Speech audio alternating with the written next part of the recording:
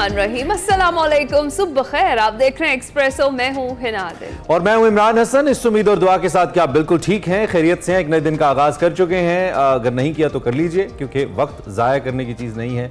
वक्त ही वो चीज़ है जिसकी कदर से आप ज़िंदगी में आगे बढ़ सकते हैं। अब ये भी क्या हम आपको बताएंगे, वक्त खुद समझाता रहता है ऑफ एंड ऑन जब हम गलतियां करते हैं। खैर जी, once again all the best for a new day. अल सुबह जब आज आगाज़ हुआ और सुबह हम उम्मीद कर रहे थे कि एक बहुत अच्छा फाइटिंग किस्म का क्रिकेट मैच हमें देखने को मिलेगा, क्योंकि आज वर्ल्ड कप T20 2024 का सेमीफाइनल खेला जाना था, खेला गया और बिल्कुल तवक्कुआत के बरक्स में कहूँगा। कुछ लोग कहेंगे तवक्कुआत के मुताबिक, लेकिन तवक्कुआत के बरक्स एक यकतरफा मुकाबला हुआ और अफगानिस्तान का कोई खिलाड़ी 10 रन से ऊपर बना ही नहीं सका, सिवाय अजमतुल्लाह उमर ज़ई के। कोई भी डबल फिगर में दाखिल नहीं हुआ और अफगानिस्तान की पूरी टीम 56 रन पे आउट हुई, 12 ओवर्स खेल सकी और एक यकतरफा मुकाबले के बाद वर्ल्ड कप का पहला साउथ अफ्रीका ने जीत लिया और पहली मरतबा फाइनल के लिए क्वालिफाई कर लिया। जी हाँ, और अफगानिस्तान की जिस तरह से भी इमरान ने बात की, पूरी टीम 12वें ओवर में 56 रन बनाकर ढेर हो गई। अफगानिस्तान के जो 10 खिलाड़ी थे डबल फिगर्स में नहीं दाखिल हो सके। और ये भी आपको बताएं कि जो साबिक कप्तान है मोहम्मद नबी, उन्होंने भी एक रिकॉर्ड कमाल रिकॉर्ड बनाया। 8 बार 0 पर आउट होने का नया अफगान रिकॉर्ड बनाया है। गुलबदीन नूर, अरशद खान और करीम जन्नत 8-8, जबकि इब्राहिम जदरान ने 2 रन बनाए। रहमानुल्लाह, नूर अहमद और मोहम्मद नबी खाता भी ना खोल पाए और मार्को जॉनसन और तब्रेज़ शम्सी ने 3-3 जो है वो बाडा ने 2-2 विकेटें हासिल की। जनूबी अफ्रीका के रेजे हेंड्रिक्स 29 और कप्तान एडम मकर 23 रन बनाकर नॉट आउट रहे हैं। और इस तरह से T20 वर्ल्ड कप सेमीफाइनल में मुख्तसर तरीन इनिंग्स खेलने वाली जो टीम है वो अफगानिस्तान अब बन चुकी है। नया रिकॉर्ड इनके पास आ गया है, बुरा रिकॉर्ड इनके पास आ गया है। इस इवेंट का फाइनल हफ्ता 29 जून को ब्रिज टाउन में खेला जाना है, जो कि obviously one of the in fact the most anticipated match है जिसके बारे में बात की जा रही है। और अब साउथ अफ्रीका हैज क्वालिफाइड। अब या तो ये मैच इंग्लैंड से होगा या तो इंडिया से होगा। My prediction, if it's versus South Africa and India then it's South Africa, लेकिन अगर if it's England versus South Africa then England. Let's see, हम तो प्रेडिक्शंस कर रहे हैं, ये तो खेलने वालों को पता है कि क्या सूरत हाल बनती है। और ये भी बताएं कि जो दूसरा सेमीफाइनल है वो शाम 7:30 बजे होना है और अगर उसमें बारिश हो गई, जिसके चांसेस ज्यादा हैं, तो इंडिया डायरेक्टली क्वालिफाई करेगा फाइनल के लिए, क्योंकि वो सुपर 8 के 3 मैच जीत के आ रहा है। तो माशाल्लाह स्टेज सेट है इंडिया के लिए वंस अगेन, के खुदा का वास्ता है अब तो जीत जाओ। देखते हैं क्या होता है। साउथ अफ्रीकन्स बहुत एम्बिशियस हैं, पहली दफा पहुंचे हैं, बार बार सेमीफाइनल्स हारे हैं, चोक नहीं किए और इस दफा लगता है कि वो किसी सीरियस इरादे के साथ फाइनल में गए हैं और एक अच्छा फाइनल हमें देखने को मिलेगा। बहरहाल बहुत मायूस किया अफगानिस्तान टीम ने, जिसने ऑस्ट्रेलिया को जिसने ऑस्ट्रेलियन टीम को इतने अच्छे तरीके से हराया। हम कहते हैं कम से कम बहुत अच्छी फाइट बिल्ड करेंगे, कुछ लोग तो उसको जिता भी रहे थे, लेकिन ये तो ठीक नहीं है माड़ा, ये तो सही नहीं हुआ। खैर चले, अब तो हो गया जो होना था। दूसरी जानिब आपको पता है हमारी दूसरी आम खबर सियासत की खबर यूजुअली होती है। इससे पहले कि उस पर जाएं, आपको एक अच्छी खबर देते हैं कि आज महकमा मौसमियात ने बताया है कि पंजाब समेत बहुत से इलाकों में आंधी और बारिश हो सकती है। और इस वक्त भी मौसम बड़ा अच्छा है बाहर, कंपैरेटिवली बड़ा अच्छा तो नहीं है ना गर्म में। अच्छा, जब मैं आई थी तो तब बड़ा अच्छा आप बहुत सुबह, लेकिन ये कल से बहुत बेहतर है और उम्मीद कर सकते हैं कि आज बारिश हो जाए तो और अच्छा हो जाएगा। और उम्मीद पे ही दुनिया कायम है। तो जनाब बड़ी खबर शामिल कर लेते हैं।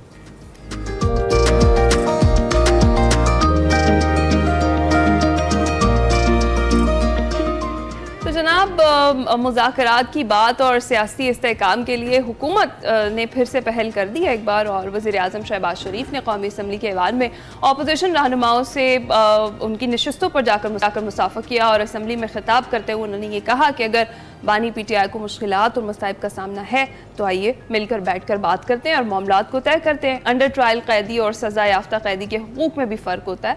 और ख्वाजा आसिफ, राना सना और हम सब जब अंडर ट्रायल थे तो हमें ज़मीनों पर लेटाया गया, दवाइयाँ भी बंद की गई, शिकवा भी करते रहे वज़ीर आज़म। हम नहीं चाहते कि उनके साथ उसी तरह की ज़्यादती हो जो हमारे साथ की गई थी।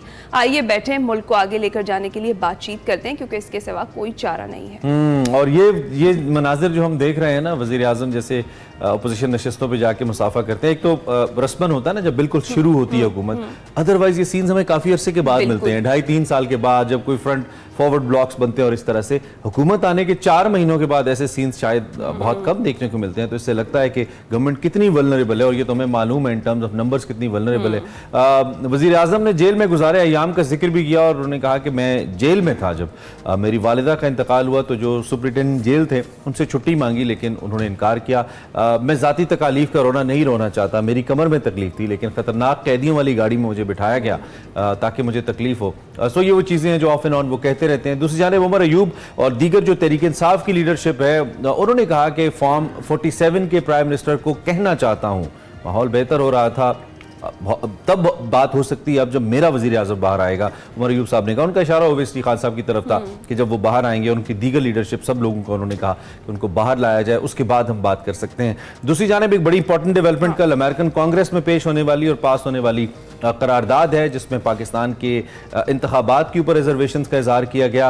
अमरीकी कांग्रेस ने जो 8 फरवरी के इंतखाबात थे उनकी आज़ादाना तहकीकात का मुतालबा किया है। इस हवाले से जो अमरीकी अवानी नुमाइंदगान है, इसमें करारदाद पेश की गई जिसके हक में 368 वोट डाले गए, जबकि 7 ने इसकी मजमूई तौर पर रिपोर्टली मुखालिफत भी की। और इसमें कहा गया कि तहकीकात करवाई जानी चाहिए कि क्या ये इंतखाबात जो हुए आज़ादाना थे या नहीं। दूसरी जानिब दफ्तर खारजा ने भी इसका जवाब दिया और इस करारदाद के हवाले से उन्होंने कहा कि ये अमरीकी ऐवान नुमाइंदगान की जानिब से पाकिस्तान की जो सियासी सूरत हाल है उसकी अधूरी समझ का नतीजा है कि ये करारदाद आई है। लेकिन डेवलपमेंट बहरहाल बड़ी इंपॉर्टेंट है, चाहे इसको आप लॉबिंग का नतीजा कहें, किसी और चीज़ का पेशकदम कहें, जैसे कि ख्वाजा आसिफ ने कहा कि बुनियादी तौर पर चीन को पानियों से रोकना है इसलिए ये सारा कुछ हो रहा है, या फ़लस्तीन का मैटर इसके अंदर अहम है। बहरहाल क्या सियासी सूरत हाल बन रही है, इसी पर हमने तज्जिया लेना है और बात करेंगे। पराचा साहब हमारे साथ मौजूद हैं। अस्सलाम वालेकुम शौकत पराचा साहब, सुबह खैर। सर, जिस तरह से अभी हम देख रहे हैं कि कल वज़ीर आज़म का जो रवैया हमने ऐवान में देखा, मिलकर बैठकर बात करने का, मुज़ाकरात का कह रहे थे, और दूसरी जानिब अगर हम देखें तो राना सनाउल्लाह नए केसेस का इंदिया दे रहे थे और कह रहे थे कि हुकूमत जो है वो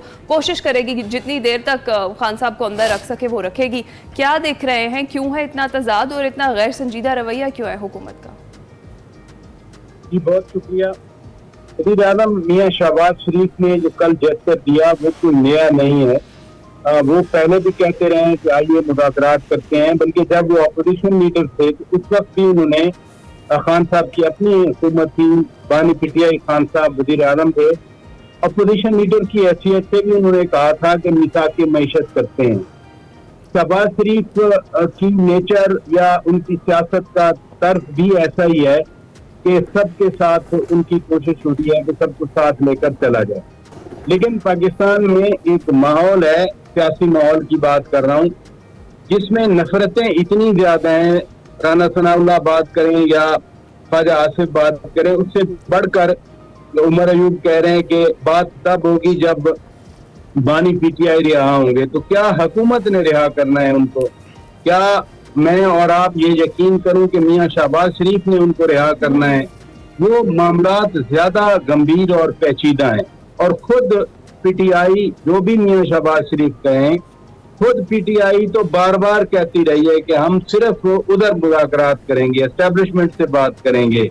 आपको याद नहीं इनको क्या कहा गया कि नौकर से या माली से तो मुलाकात या बात नहीं हो सकती, बात होगी तो मालिक से होगी। मैं साबिक सदर पाकिस्तान डॉक्टर आरिफ अलवी के बयान की बात कर रहा हूँ। तो पीटीआई इज कंसिस्टेंट, वो ना पीपल पार्टी से बात करना चाह रही है, ना नून लीग से बात करना चाह रही है, ना एमकेएम से बात करना चाह रही है।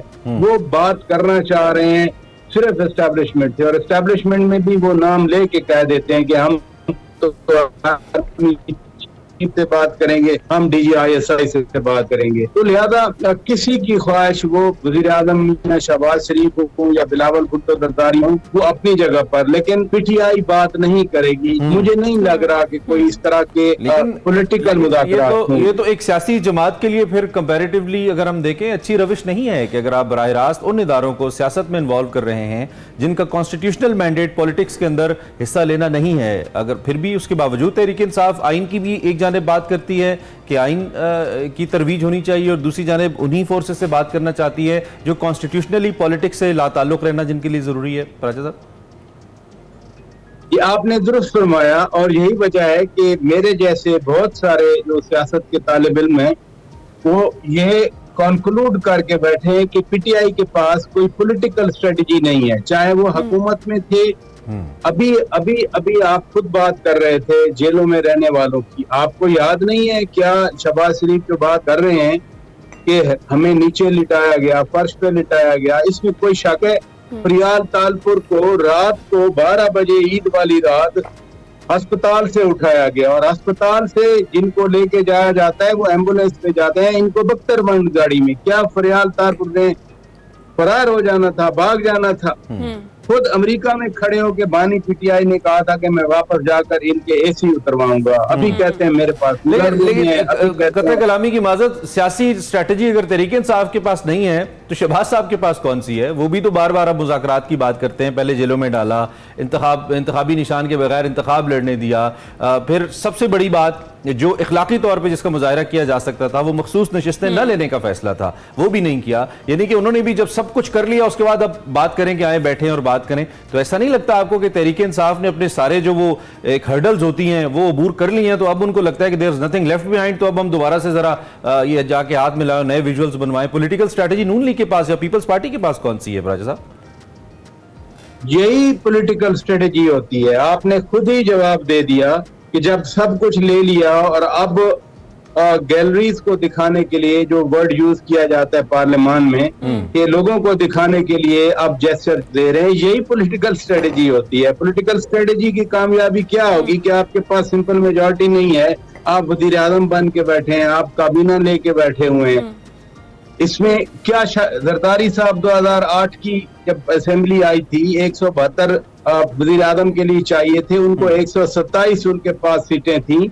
127 सीटों के होते हुए न सिर्फ 5 साल उस पार्लियामान ने पूरे किए बल्कि आइन में तरमीम भी कर दी, जो आजकल बार बार रेफरेंस दिया जाता है 18वीं तरमीम का। तो ये पॉलिटिकल स्ट्रेटजीज होती है, ये थोड़ी होती है कि आप रूठ के एक कोने में बैठ गए और आपने कहा कि जी हम तो इससे भी बात नहीं करेंगे, इससे भी बात नहीं। आप सियासी जमात हैं। जी जी अच्छा, जी जी आप साहब फिर क्यों कर रही है पाकिस्तान तहरीक इंसाफ इस तरीके से? क्योंकि हमेशा से हमने यही रवैया देखा है पाकिस्तान तहरीक इंसाफ का, और अब अगर मुज़ाकरात की बात वो खुद दोहरा रहे थे और वही बात है कि वो मुज़ाकरात इन सियासतदानों से करना नहीं चाहते। हमेशा से इल्ज़ाम तो यही लगाते आए कि नून लीग और पीपल्स पार्टी इस्टेब्लिशमेंट की गोद में बैठ कर हमेशा इक़्तिदार में आई, अब वो खुद भी यही चाहते हैं। आगे की क्या सूरत हाल बनती हुई देख रहे हैं? जिस तरीके से कल दावत दी गई वज़ीर आज़म की जानिब से और फिर जवाबन जो उमर अयूब साहब अल्फाज, सख्त अल्फाज का भी इस्तेमाल किया, उस पर क्या कहेंगे? खुद खान साहब के 2 साथी कल बोले हैं। फवाद चौधरी साहब ने कहा कि फौज से रातें मुंतका करना बड़ी गलती थी, और शेख रशीद वो भी राइट हैंड मैन रहे हैं, वो दोस्त रहे हैं, वो इंटीरियर मिनिस्टर रहे हैं बानी पीटीआई वजीर आजम जब थे। वो कह रहे थे कि अभी बानी पीटीआई जेल से रिहा होते नहीं नजर आ रहे। तो जब तक वो क्लियर नहीं होते, जो मैं पहले बात कर रहा था उसी को मैं इससे कनेक्ट करूंगा, रिलेट करूंगा कि पॉलिटिशियंस को पीछे करके आप बुकला को आगे ले आए, बुकला बहुत आगे चले आए। पॉलिटिशियन कहाँ है जो पॉलिटिक्स पे बात करेंगे बैठ? एक दिन असद कैसर साहब मौलाना फजलुर रहमान से मुलाकात करते हैं, दूसरे दिन उनके खिलाफ कोई और नारे लगवा देता है, फिर असद कैसर साहब को मादरत करना पड़ती है मौलाना साहब से फोन पे कि नहीं हमारी तो ये पॉलिसी नहीं है। लिहाजा जो कंफ्यूजन है ऐसे माहौल में हुआ करती है, इसमें कोई शक नहीं है, लेकिन कुछ चीजों पे क्लियर होना पड़ता है। मसलन आपके पास पार्लियामान का फोरम है, अपोजिशन लीडर भी आप हैं, पार्लियामानी लीडर भी आप ही की जरताज गुल साहिबा हैं, फिर पब्लिक अकाउंट्स कमेटी के चेयर आप अपने पास रखना चाह रहे हैं, आपने स्पीकर का इलेक्शन लड़ा, वजीर आजम का इलेक्शन लड़ा, सदर का इलेक्शन लड़ा, तो पार्लियामान में आप इंजॉय तो कर रहे हैं जो पार्लियामान के प्रिविलेजेस हैं, लेकिन पार्लियामान को आप अहमियत नहीं देते। अच्छा, पार्लियामान के फ्लोर को ये बहुत अहम नुक्ता है, क्योंकि फवाद साहब के जिस स्टेटमेंट की आप रेफरेंस दे रहे हैं, जिस इंटरव्यू का, उसी में उन्होंने ये रिजर्वेशन भी दिखाई कि जो मौजूदा बाहर तहरीक इंसाफ की लीडरशिप है वो नहीं चाहते कि खान साहब बाहर आएं और वो लीड करें, क्योंकि उनका फिर असर रसूख खत्म हो जाएगा। फिर इसी तरह कल जो इस्तीफों की गूंज थी शहरियार आफरीदी के या शानदाना गुलजार के या 20-22 लोगों के, वो भी इसी तरफ रेफर कर रहे थे कि जो पार्टी की इस वक्त तहरीक इंसाफ की लीडरशिप है उस पर एतमाद नहीं है उन लोगों को जो पहले से तहरीक इंसाफ में। तो ये बड़ी इंटरेस्टिंग सूरत हाल है। खैर, ये दूसरी अहम डेवलपमेंट जो है अमरीकी पार्लियामान के हवाले से, मानी नुमाइंदगान के हवाले से, इस पे क्या टेक है आपका? ये क्या किसी इंटरनेशनल लॉबिंग का नतीजा है जिसके बाद ये हुआ है। बहरहाल समहाउ एक पार्टी जो अपोजिशन में है और जिसके नैरेटिव को ये करारदाद सूट करती है, उसके लिए तो ये बहुत अच्छा है। और ये वही पार्टी है जो अमेरिका की इटसेल्फ मुखालफत करके पूरी इलेक्शन कैंपेन करती रही है तहरीक इंसाफ, और अब अमेरिका की कांग्रेस उनके हक में बोल रही है। ये माजरा क्या है पराचा साहब? जस्ट 10 सेकेंड, आपने शांदना गुलजार की बात की, आपने कल उनकी बात सुनी कि वो सियालकोटी करने क्या गया था सवात में, उसको कौन लेके आया था? जब इस तरह का दिमाग और ब्रेन वॉशिंग होगी, ऐसे लोगों को सामने लाया जाएगा, तो फिर खान साहब को ये दिन और ये हालात जरूर देखना पड़ेंगे जो आजकल वो देख रहे हैं। अब मैं अमरीकी ऐवान नुमाइंदगान पे आता हूँ। एक तो जो करारदाद आई उसका कोई एडमिनिस्ट्रेशन पे बाइंडिंग इम्पैक्ट नहीं है। मसलन वो अमरीकी हुकूमत का फैसला नहीं है, ठीक, वो एक नॉन बाइंडिंग, जैसे हमारे यहाँ हजारों करारदादें आ जाया करती हैं, वो करारदाद बिल्कुल उसकी हैसियत वही है। हमारे यहाँ सदर की पावर नहीं होती, हमारे यहाँ एग्जीक्यूटिव वज़ीर आज़म के पास होता है। अमेरिका में जो एग्जीक्यूटिव पावर है वो प्रेसिडेंट के पास है। President is equally elected as the house of representative members are elected. So उसका पाकिस्तान के साथ दो तरफा ताल्लुकात पर इस करारदाद का कोई असर नहीं पड़ेगा। और यही बात हमारे दफ्तर खारजा ने भी की है कि इस करारदाद की टाइमिंग और इसका कॉन्टेक्स्ट हमारे आजकल जो अच्छे ताल्लुकात जा रहे हैं उनसे मुवाफिक नहीं है, यानी कंपैटिबल नहीं है। ख्वाजा आसिफ की बात आपने ओपनिंग में की चीन के हवाले से। देखे ना, वजीर आजम का चीन का दौरा हुआ, बड़ा कामयाब दौरा था। फिर चीन के वजीर इधर आए जो कम्युनिस्ट पार्टी ऑफ चाइना की तरफ से वजीर हैं इंटरनेशनल कोऑपरेशन के, बड़ा अच्छा दौरा हुआ। तो BRI और CPEC के हवाले से जो वेस्ट का एक रवैया है वो भी आपके सामने है। इसलिए जब वहाँ इलेक्शन का टाइम है, बहुत फंडिंग हो रही है और उनको चाहिए होती है, उस इलेक्शन टाइम में हर एक लॉबीइस्ट को हायर करता है। चूंकि यहाँ भी पाकिस्तान के अंदर बैठकर PTI ने लॉबीइस्ट हायर किए हुए हैं, तो जाहिर है डॉक्टर आसिफ हो, जावेद बत्ती हो, जिनके कल नाम लिए गए, डाई हार्ड वो PTI के हैं, वो स्पॉन्सर करवा रहे थे, लॉबी हायर कर रहे थे। ये जरूर है कि इससे मुल्क बदनाम हुआ, मुल्क का इमेज खराब हुआ, ताल्लुकात पे असर नहीं पड़ेगा। सही है। अच्छा पराचा साहब, वक्त का मैं आखिर में चाहूंगी इस पर भी जरा कमेंट कर दें। इद्दत केस में सजा मुअत्तली की जो दरख्वास्त है उस पर महफूज फैसला आज सुनाया जाना है। वैसे तो जब तक कोई मैटर सब जुडिस हो उस पर कमेंट नहीं किया जा सकता उस तरीके से, लेकिन फिर भी क्या एक्सपेक्ट किया जा सकता है आज का फैसला अदालती? जो चीज महफूज है तो मेरा ख्याल है मैं उस पर कमेंट भी महफूज करता हूँ, लेकिन ये जरूर मैं कहना चाह रहा हूँ कि उसमें जो अदालती प्रोसीजर में लैकुनास थे, न सिर्फ इस केस में बल्कि तोशा खाना भी, साइफर में भी, कि जल्द फैसला। जी प्राय साहब, खबर माने का साहब ने कहा कि नहीं, अदालत तब्दील की जाए, जज तब्दील किया जाए, तो उस वजह से वो डिले हुआ। और अगर वो उसी दिन सुना दिया जाता तो शायद मोस्ट प्रोबेबली ज्यादा इम्कान था रिलीफ मिलने का। बहरहाल चूंकि ये अदालती मामला है, आपने दुरुस्त कहा, तो अभी हम कुछ नहीं कह सकते। ठीक है, ठीक है। बहुत शुक्रिया आपका शौकत पराचा साहब। अपने तज्जिए के साथ हमारे साथ सीनियर साफ़ी और तज्जियाकार शौकत पराचा मौजूद थे। इस फैसले के हवाले से तो कुछ नहीं कहा जा सकता, लेकिन अगर ये फैसला तहरीक इंसाफ के हक में आता है तो उसके बाद पॉलिटिकल जो ओवरऑल एक एटमॉस्फेयर है उसके ऊपर ज़रूर इसके असरात होंगे। हम यहाँ पे मौजूद हैं, इस पर बात करते रहेंगे। फिल वक्त एक ब्रेक लेते हैं।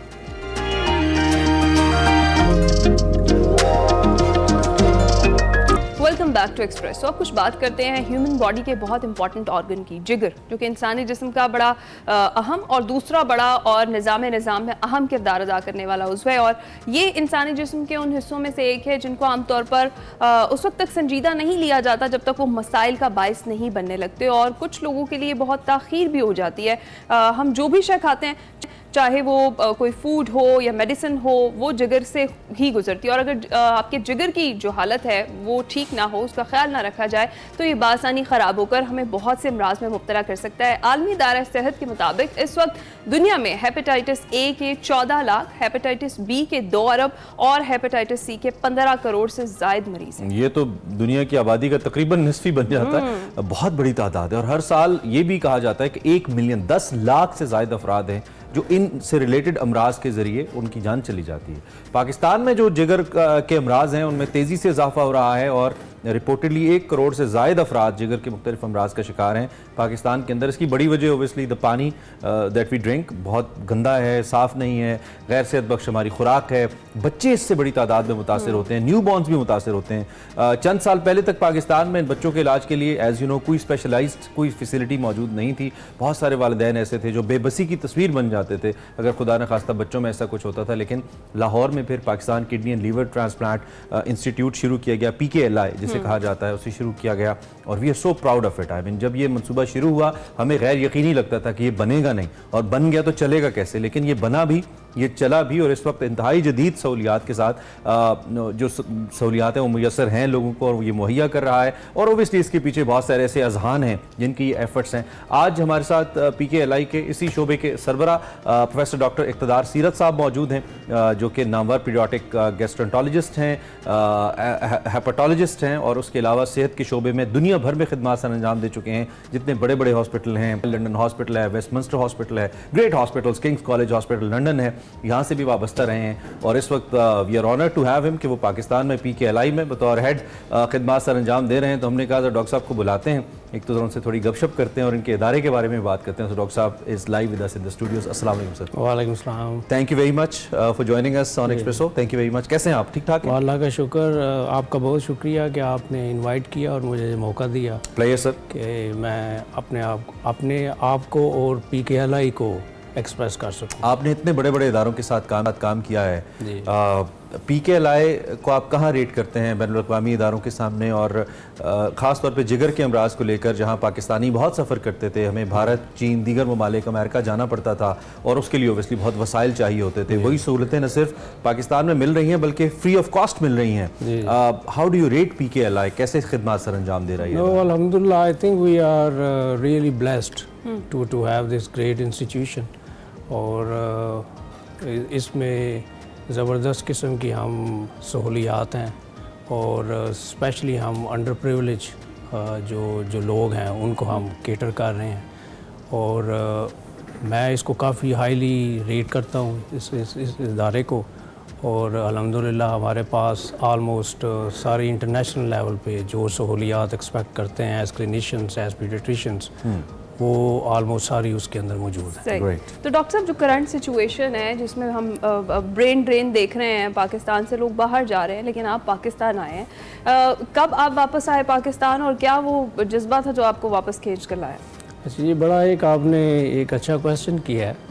तो उसके बाद मैं यही उसका जवाब इस तरीके से दूंगा कि मेरा ख्याल है ये आई वुड रिकमेंड कि हमारी सारी यंग जनरेशन जो है डॉक्टर्स की, तो आई वुड रिकमेंड कि उनको वेस्ट में अगर जब भी चांस मिले अब्रॉड के अंदर उनको जाके एक्सपीरियंस लेना चाहिए। इट ऑल डिपेंड्स कि वो 3-4 साल हैं, 5 साल हैं, जितना भी वो ले सकते हैं वो लेना चाहिए ताकि उनकी ग्रूमिंग अच्छे तरीके से हो और वो वापस आके अपने मुल्क को सर्व करें वेयर दे बिलोंग टू। तो आपके जो क्वेश्चन का दूसरा हाफ, उसका जवाब ये है कि मैं 2017 के एंड में आया जब PKLI जब उसकी स्टार्ट किया गया इसको, और हमें काफ़ी इंसेंटिवाइज किया गया।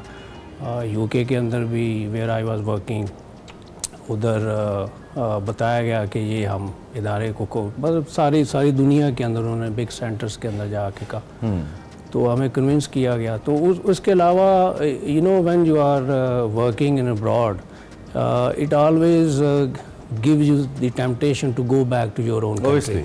तो वो आपका दिल वापस ही रहता है। सारी बात है, जहाँ भी जाए हमारी आइडेंटिटी तो एज पाकिस्तानी है ना। तो I have served the NHS system for almost 15 years and up to the consultant level अल्हम्दुलिल्लाह। तो वो फिर PKLI की वजह से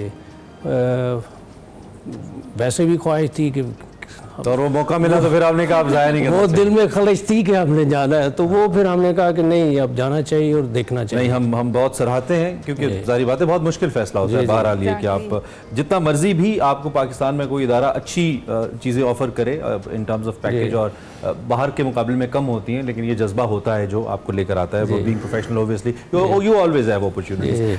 मुझे थोड़ा सा जिगर की बीमारियों के हवाले से आपसे बात करनी है। हम कहाँ स्टैंड करते हैं क्या बहुत ज़्यादा केसेस आ रहे हैं इसमें, और हमारा लाइफस्टाइल इतना बुरा हो चुका है कि ये बीमारी बहुत तंग करी है और आने वाले वक्त में बहुत इससे भी ज़्यादा स्वेयर हो सकती है? ज़रा हमें बताइए स्टेटस क्या है हमारा? हाँ, इसके ना I would like to answer your question in two parts.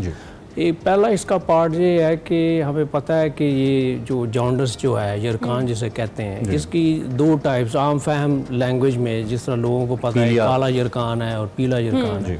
पीला यरकान जो है, इसके लिए वायरसेस पाकिस्तान में या world wide the most commonest are A और ई हैं। ओके।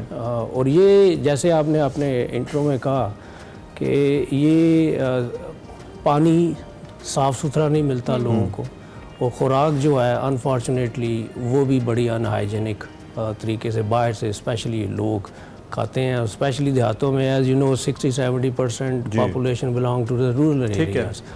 तो उसकी वजह से ये फिर ए और ई वायरसेस जो है ये जिस्म के अंदर जाते हैं और ये इंतहाई ख़तरनाक भी हो सकते हैं। ठीक। तो 2-3-4% जो हैं ये बच्चे फिर जो हैं या बड़े जो हैं ये लीवर फेलियर्स के अंदर चले जाते हैं। लेकिन मेजॉरिटी जो हैं वो हम कोप कर लेते हैं, 1-2 महीनों के अंदर वो ठीक हो जाता है। लेकिन people have to be very aware of the complications, and one of the complications is dreadful complication is liver failure, which may or may not need liver transplant in the end. तो इसलिए इससे बड़ा इससे awareness होनी चाहिए। और second चीज़ जो मैं बताना चाहूँगा वो ये है कि हमारे दूसरी जिस तरह लिवर वायरसेस तो नहीं, ये एक कैटेगरी आपको मैंने ये बता दी। दूसरी जिस तरह हम लिवर अफेक्ट होता है वो मुख्तलिफ बीमारी हैं जो महीनों से सालों से चलती हैं बच्चों के अंदर। और this part of the world we have so many genetic disorders. Genetic disorders का मतलब ये है कि diseases they run in families, खानदानों के अंदर कंसैंगुइनस मैरिजेस कहते हैं, पेरेंट्स कजन्स होते हैं। तो वो उनकी वजह से they don't have the disease themselves, लेकिन they can pass on if they are carrying। आप भी मेडिकली कजन मैरिजेस को ठीक नहीं समझते? नहीं, आप कह भी सकते। हाँ, ये इस one of the reasons from that point of view even जी। तो डॉक्टर साहब, जिस तरह से भी हमने बात की कि डायग्नोज नहीं हो पाता है बहुत अरसे तक अगर जिगर में कोई की बीमारी में कोई शख्स मुब्तला है, खासतौर पर बच्चे, कौन सी ऐसी कह लें कि अलार्मिंग सिम्टम्स हैं जिस पर पेरेंट्स को अलर्ट हो जाना चाहिए कि हो सकता है कि हमारे बच्चे को कोई जिगर का मसला है और वो फिर फर्दर टेस्टिंग वगैरह के लिए जो है वो ये बड़ा एक पर्टिनेंट क्वेश्चन है। इस पे अवेयरनेस के हिसाब से यही है कि दूसरी क्रोनिक जिसे डिजीज़ कहते हैं, उसी तरह लिवर की भी जब बीमारियाँ चल रही होती हैं बच्चों के अंदर या बड़ों के अंदर, तो उसमें यह है कि बच्चों में स्पेशली बच्चे वेट लूज़ करना शुरू कर देते हैं। They are not able to eat very well. तो माँ बाप को पता थोड़ा बहुत हिंट मिलना शुरू हो जाता है कि बच्चे की ग्रोथ नहीं हो रही, बच्चे का खाना पीना वो मुतासर हो रहा है। इसके अलावा उसको जॉन्डिस हो रहा है, यरकान हो सकता है, उसका पेट जो है साइज़ उसका बड़ा हो सकता है। इस तरह उसका जो यूरिन का कलर जो है वो बड़ा डार्क कलर हो सकता है। स्टूल्स के कलर जो है वो भी वेरी कर सकते हैं। सो एनीथिंग अनयूजुअल अगर आप फील करें तो it can be a symptom. बिल्कुल। अच्छा, थोड़ा सा पीके लाई कि मैं ऑपरेशंस की तरफ आना चाहता हूँ। How does it operate? बड़े बड़े हॉस्पिटल वाले से अक्सर ये बात होती है कि जी वो टीवी पे तो आके कहते हैं कि हम फ्री ऑफ कॉस्ट हैं, गरीबों के लिए हैं। अक्सर लोग हमें ये गिला करते नजर आते हैं आम शहरी कि जी असी तो गए, साढ़ा तो इलाज नहीं होया, साढ़ा तो मरीज नहीं लिया उन्होंने। ये कैंसर हॉस्पिटल वगैरह के बारे में ये कहा जाता है, फॉर एन एग्जाम्पल कोट कर रहा हूँ। तो इसका क्या मैकेनिज्म है क्या? और मुझे पता है कि इंस्टीट्यूशंस हर मरीज को अकोमोडेट नहीं कर सकते, उनके सर्टन क्राइटेरियाज होते हैं, उसके मुताबिक वो लेते हैं कि कितना क्रिटिकल है, किस स्टेज पे है। आपका क्या क्राइटेरिया है? आई मीन, क्या हर आदमी को अकोमोडेट किया जाता है, उसको कैटेगराइज किया जाता है? क्या कोई बोर्ड है जो फैसला करता है? जरा इसके ऑपरेशंस के बारे में। इसमें एक बहुत सादा सा इसका जवाब है, वो ये है कि हमारे इदारे के अंदर वो फाइनेंशियल स्क्रीनिंग होती है। ठीक है। कोई भी if someone enters through the door of the hospital asking for various treatments including the liver transplant, तो उसके अंदर यही होता है कि वो फाइनेंशियल स्क्रीनिंग डिपार्टमेंट। और आम फहम ज़बान सब लोगों के लिए मैं बताऊं कि माली तौर पे देखा जाता है कि क्या ये शख्स इस काबिल है कि इलाज बर्दाश्त कर सके। हाँ, तो वो उनका बड़ा एक अच्छा सॉफ्टवेयर है, यानी उनके कोई 20-25 क्वेश्चन होते हैं, वो सारों से पूछते हैं और at the end of the day वो कंप्यूटर खुद ही आपको बता देता है कि इनको कितना डिस्काउंट मिलना है। अगर 100% है तो 100% उसका इलाज फ्री होगा। अगर इट ऑल डिपेंड्स ऑन जो फाइनेंशियल। मैं किसी मिनिस्टर से फोन करा लूं या शहबाज साहब से मेरी प्राइम मिनिस्टर ऑफिस से, तो आप फेवर करेंगे मुझे? मेरा नहीं ख्याल ये चीजें हो सकती। सही है। हाँ, अच्छा। क्योंकि सरकारी इदारों में ये बहुत है ना कि अगर वैसे नहीं हो रहा तो किसी से फोन कराएं और फिर प्रेशर डलवाएं। Unfortunately it's a reality. हाँ, नहीं ये बड़ा आपने अच्छा क्वेश्चन किया, लेकिन ये इसका जवाब ये है कि इसमें हमारे पॉलिटिकली और ब्यूरोक्रेटिकली इसमें इंटरफेरेंस मिनिमम लेवल पे है, ऑलमोस्ट नेग्लिजिबल है। ठीक है। तो ये it's is because of our very effective BOG, जिसे आप बोर्ड ऑफ गवर्नर्स कहते हैं। ठीक। तो इसमें जो है इंटरफेरेंस मिनिमम है। That's great. तो डॉक्टर साहब, अभी तक कितने बच्चों के खास तौर पर लिवर ट्रांसप्लांट्स जो हैं पीकेएलआई में हो चुके हैं, सक्सेसफुल रहे हैं जो अभी तक? जी, ये हमारे पीडियाट्रिक्स डिपार्टमेंट में ना जो एज जो लिमिट है वो up to the age of 15 है। और up to the age of 15 अल्हम्दुलिल्लाह वी हैव परफॉर्म्ड ऑलमोस्ट 70। अच्छा। 70 के करीब लिवर ट्रांसप्लांट्स किए हैं। और आपकी वसात से ये भी बताता चाहूँ, this is the only one center in the whole country which can provide liver transplant to the children under the age of 5। अच्छा, ओके। क्योंकि पाकिस्तान में कोई ऐसा इदारा नहीं अच्छा। हो रहे हैं या थोड़े बहुत बड़े बच्चों में, लेकिन under the age of 5 years it's not happening anywhere in the और डॉक्टर साहब, अगर किसी बच्चे का जो लिवर ट्रांसप्लांट है वो सक्सेसफुल हो जाता है, वो नॉर्मल बच्चों की तरह फिर लाइफ आगे स्पेंड कर सकता है? बिल्कुल, अल्हम्दुलिल्लाह। आप तो रिसर्च ने देखें, the research has shown over the years कि जो बच्चे सक्सेसफुल लिवर ट्रांसप्लांट के बाद 20-20, 30-30 साल ज़िंदगी, यानी 80 to 90% चांस है कि वो आराम से माशाल्लाह ज़िंदगी गुजार रहे हैं, और इससे भी मे बी बियॉन्ड दैट। ठीक। तो ये सारा उन्होंने रिसर्च जो भी ऑर्गेनाइजेशंस हैं they have collected all that data over many years. ठीक। तो ये उसका जो है डॉक्टर साहब, बहुत अच्छा लगा आपसे मिलके। उम्मीद है कि किसी और नशिस्त पे भी दोबारा बैठे इंशाल्लाह बात हो।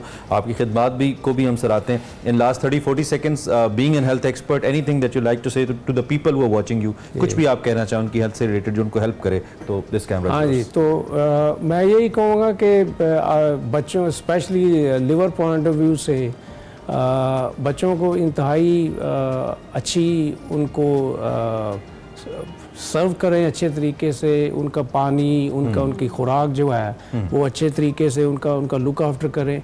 और सबसे इम्पोर्टेंट चीज़ ये है कि वैक्सीनेशंस जो हैं वो करवाएं। स्पेशली हेपेटाइटिस A की अवेलेबल है, हेपेटाइटिस B की भी अवेलेबल है। तो प्लीज़ जो उनकी वैक्सीन्स को ख्याल रखें और मेक श्योर करें they are all vaccinated. Right. Thank you so much. Thank you so much doctor साहब, आपका बहुत शुक्रिया। और बड़ा इन्फॉर्मेटिव सेशन था जिसमें हमने बड़े इंपॉर्टेंट ऑर्गन के हवाले से बात की, खासतौर पर ये बच्चों में बहुत ज़्यादा इस तरीके से इसकी बीमारियाँ फैल रही हैं। एक्सप्रेसो में वक्त हुआ एक ब्रेक का। Welcome back to Expresso. वैसे तो हमने क्रिकेट पे मैचेस पे इन डिटेल्स बात करनी है, लेकिन एक खबर क्रिकेट से रिलेटेड है। जो लोग देखते हैं उन्हें पता है कि क्रिकेट में जब भी मैच मौसम से मुतासिर होता है तो उसका फैसला डकवर्थ लुइस मेथड के तहत किया जाता है। यानी ये फैसला किया जाता है कि कितने बॉल्स पे कितने रन बनाने हैं। ये एक तरीका कार है, एक फार्मूला है जिसके तहत ये होता है। इसके जो शरीक तख्लीक़कार हैं जिन्होंने मिल के ये बनाया था, फ्रैंक डकवर्थ, वो 84 साल की उम्र में इंतकाल कर गए हैं। आप उनकी तस्वीर भी देख रहे हैं। DLS जो मेथड है, इससे मौसम मजमूई तौर पर जो मुतासरा महदूद ओवर्स हैं इसके खेलों में अहदाफ को मुनज़्ज़म करने के लिए इस्तेमाल किया जाता है। और 84 साला मिस्टर डकवर्थ 2014 तक ICC के मुशीर शुमारियात भी रहे, और इसके अलावा उनको 2010 में order of the British Empire member भी मुकर्रर किया गया। ICC ने उनके इंतकाल पर दुख का इजहार किया है, और हम भी यकीनी तौर पे उनके इंतकाल पर दुख का इजहार करते हैं। उनकी बड़ी कंट्रीब्यूशन है, और इस डकवर्थ लुइस मेथड के आने के बाद क्रिकेट के डायनामिक्स और डायमेंशंस बड़ी तब्दील भी हुई हैं। सो उनकी बड़ी खिदमात हैं इसके हवाले से। सो हमने कहा कि ज़रूरी खबर है आप तक पहुँचाई जानी चाहिए। अभी वक्त हुआ एक ब्रेक का।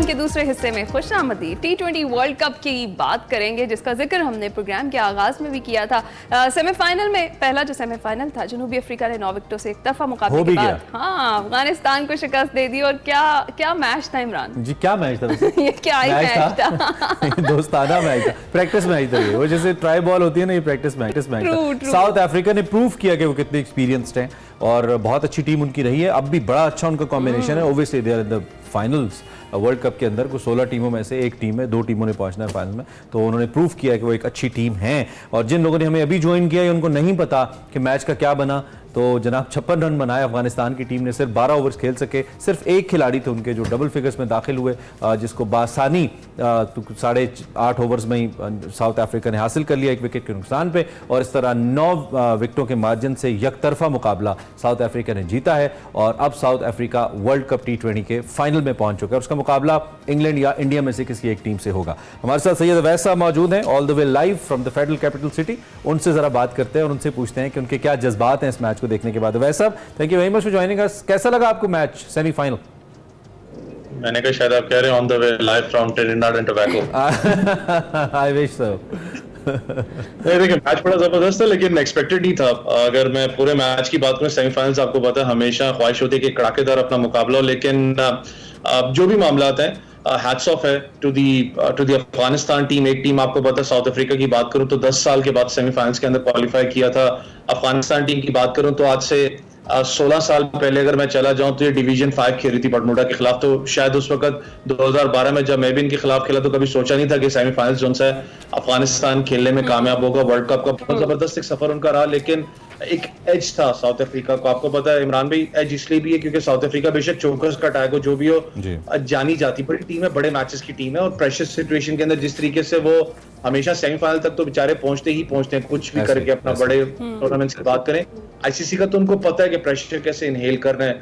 और एक अच्छी चीज जो इस दफा मुझे साउथ अफ्रीका की लगी थी वो ये था कि जितने भी मैचेस उनके अभी तक गुजरे हैं, वो एक्सेप्ट ये वाला मैच, वो बड़े क्लोज मार्जिन मैचेस गुजरे। आपने देखा होगा 1 रन से जीते, फिर उसके बाद 10 से जीतना, तो बड़े क्लोज मार्जिन मैचेस गुजरे। इसलिए मैं कह रहा था शायद वो चोकर्स का जो टैग है वो कहीं ना कहीं इस वक्त शायद खत्म होता हुआ आपको नजर आ रहा है। और अच्छी चीज एक और होगी कि आपको एक नया विनर इस दफा नजर आया। आईसीसी वर्ल्ड कप का बोरियत हो चुकी को देख के, लेकिन इसमें एक और चीज कंप्लेन भी है, आपने शायद पढ़ा भी हो, Afghanistan versus South Africa match के अंदर रिजर्व डे रखा गया था जी, जो कि शाम को जिसमें इंग्लैंड वर्सेस इंग्लैंड का मैच, इंडिया का मैच है, one of the biggest matches है, जिसमें जो भी टीम जीतेगी वो बड़ा टफ अपना कॉम्पिटिटर होगी अपना फाइनल्स के लिए।